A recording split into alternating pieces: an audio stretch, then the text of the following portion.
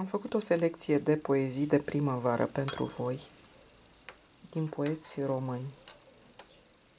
Începem cu Ștefan Octavian Iosif. April.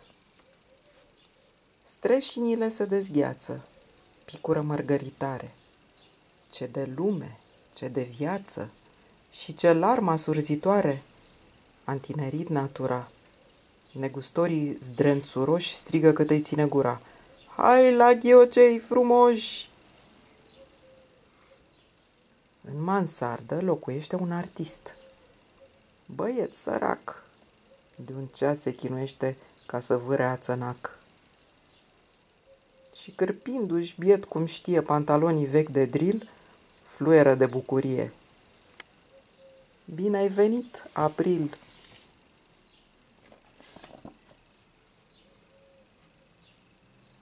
Subchiriașii, de Ana Blandiana. În pridvorul casei mele e un cuib de rândunele. Deși nu sunt bogătaș, am deci 6 subchiriași. Pentru că uitai să spui 2 părinți și 4 pui. Părinții nu știu cum fac, toată ziua sunt în frac.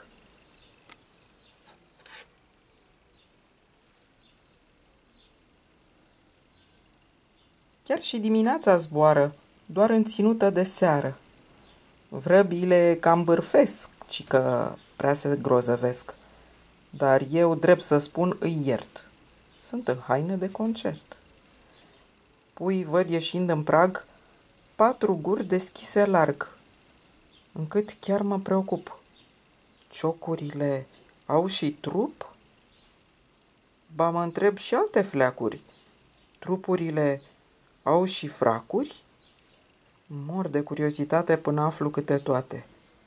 Dar mă-i lămuri ușor la prima lecție de zbor.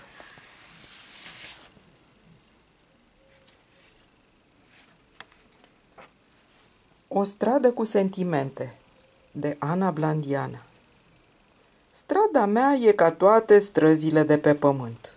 Casele sunt așezate una lângă alta în rând.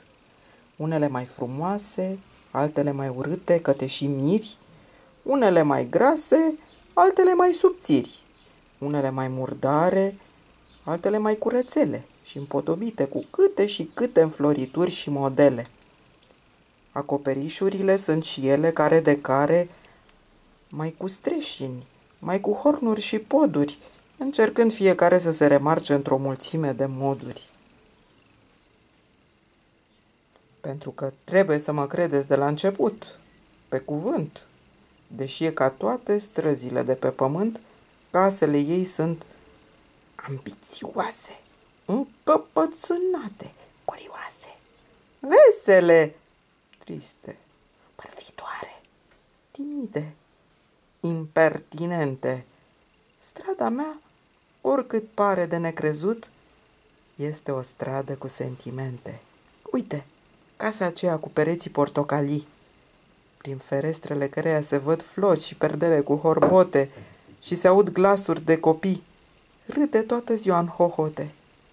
În timp ce gardul acela de zid cu cioburi de sticlă deasupra, să nu-l poată nimeni sări, e antipatic, morocănos și perfid și îi urăște pe copii. Vila cu iederă și obloane închise, unde și-au făcut cuiburi rândunelele, doarme adânc și visează că e din nou tânără și frumoasă și că vântul-i flutură albe perdelele. Peste drum, căsuța mică albă și cu mușcate în ferești, în care locuiește o bătrânică peltică, o pisică și o furnică, spune toată ziua povești. Casa din colț, cu etaj și balcon, e atât de încrezută că nu vorbește nici chiar cu blocul de beton, în care se mută în fiecare zi câte o familie care face gălăgie mereu, în timp ce în fiecare geam infim apare câte un bărbat în maieu strigând: Liniște! Vrem să dormim! Puțin mai încolo sunt două clădiri înalte și subțiri construite deodată, din oțel și granit, care toată ziua se ceartă, pentru că fiecare vrea să fie fără asemănare, iar ele seamănă leit. Apoi mai e casa aceea cu alea de zgură, scârțâitoare, piticul de gips și cocoșul de fier, care e invidioasă și rea de gură și cea mai mare bârfitoare din cartier. Dar cine ar fi în stare să înșire toate sentimentele caselor de pe strada mea? Ar trebui o carte mult mai mare și o poveste despre cu totul și cu totul altceva.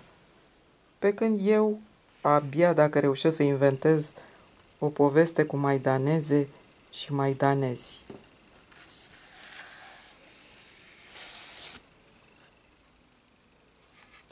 O lăcustă de Tudor Arghezi. Mi-a umplat în păpădie o goangă cu pălărie și cămașă stacojie. Avea fuste și manta tăiate din catifea și pieptar cu solți de țiplă, căptușit cu un fel de sticlă. Domnișoarei cu 3 rochii lăcrimeau rubine ochii și te întreb pe dumneata, cum veniși în iarba mea și de unde, domnișoară, de cristal și scorțișoară?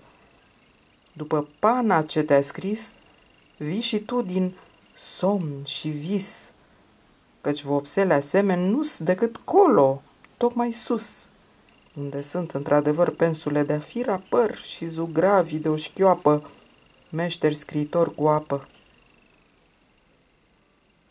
Ce te-a supărat? Țânțarul? Păpurișul? Nenufarul? Aș fi vrut să stea să o prind. A venit încoa, sărind. Și a plecat sărind într-alte buruieni și mai înalte.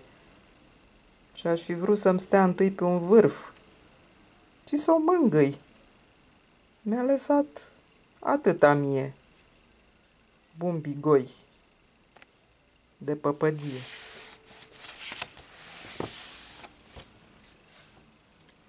Fetica de Tudor Arghezi.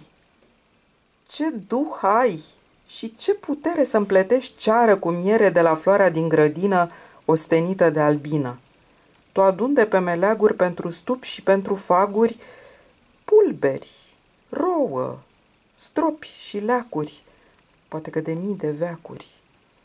Ca din lână, ca din ace, țeși rețeaua de ghioace, de celule în care pui mierea dulce și un pui. Scule, numere, cântare, au spus la măsurătoare că încăperea cea mai mare, în găoacea cea mai mică, e ghiocul tău, fetică. Ești pe lumea de sub cer cel mai mare inginer. Pe întuneric, fără să știi, ai făcut bijuterii.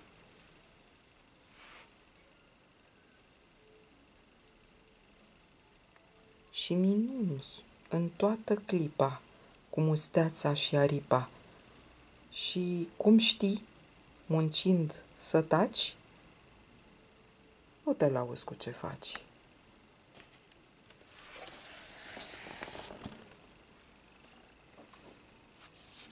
Lucian Blaga, Mirabila sămânță. Mă rogi cu un surâs și cu dulce cuvânt rost să fac de semințe, de rarele pentru utopia, mândra grădină, în preajma căreia fulgere rodnice joacă să înalțe tăcutele seve în lumină. Neapărat, mai mult decât prin orașul rumorilor, cu o străduință mai mare decât sub arcade cu flori, voi umbla primăvara întreagă prin târguri, căutând vânzători de sămânță.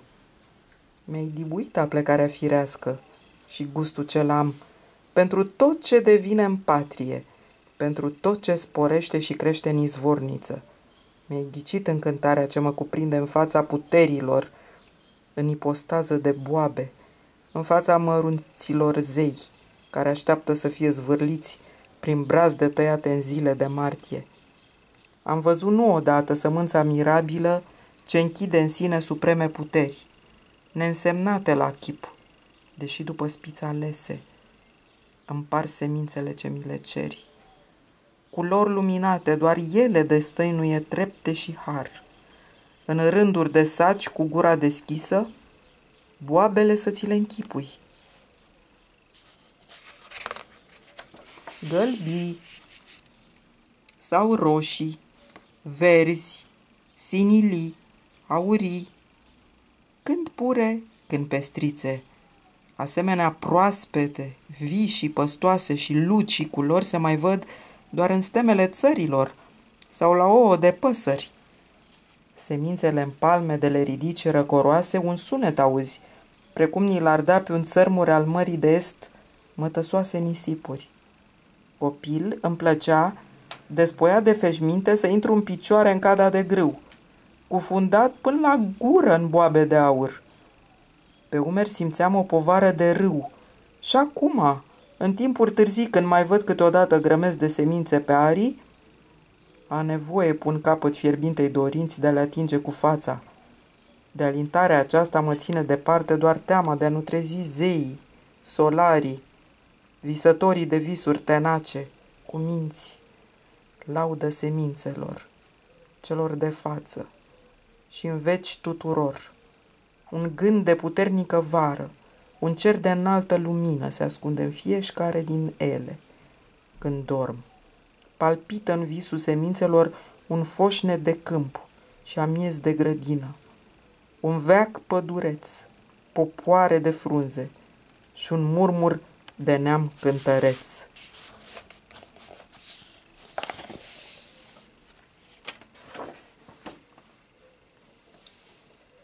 Semănătorii de Vasile Alexandrii. Sămănătorii în graiul moldovenesc.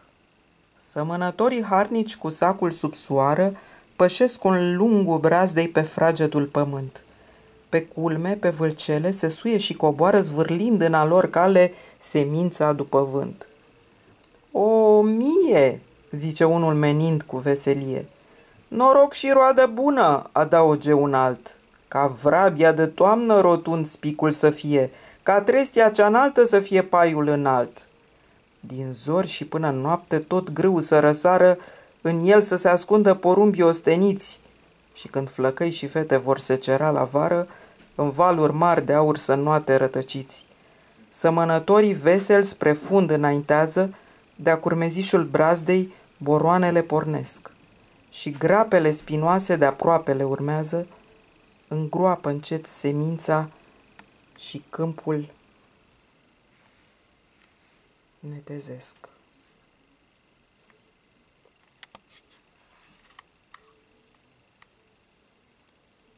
Sărbători fericite tuturor! A recitat Daniela Mișcov de la Atelier de